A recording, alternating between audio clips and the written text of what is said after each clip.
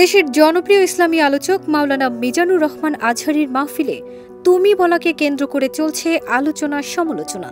এবার সেই তুমি সম্বোধনের কারণ নিয়ে মুখ খুলেছেন আজহারী। নিজের ভেরিফাইড ফেসবুকে এ নিয়ে এক স্ট্যাটাস দিয়েছেন। তিনি লিখেছেন, আমি মাহফিলগুলোতে সাধারণত শ্রোতাদেরকে আপনি বলে সম্বোধন করি, মাঝে মাঝে কিশোর ও তরুণ শ্রোতাদের তুমি বলে অ্যাড্রেস করি, কখনো ঢালাওভাবে তুমি সম্বোধন করি না। তিনি আরও বলেন, একটা সময় ছিল যখন মাহফিলগুলোতে বেশিরভাগ শ্রোতা ছিলেন বয়স্করা, 50 কিংবা 60 ঊর্ধ্ব মুরব্বীরা। আলহামদুলিল্লাহ, সময় বদলেছে। এখন মাঠে জেনজিদেরকে আমরা শ্রোতা হিসেবে পাচ্ছি। তরুণ প্রজন্মের এই ছেলেগুলো আপনির চেয়ে তুমি বললেই বেশি উৎফুল্ল হয়, আর তুমি বলে আমিও সহজেই তাদের সাথে কানেক্ট করতে পারি।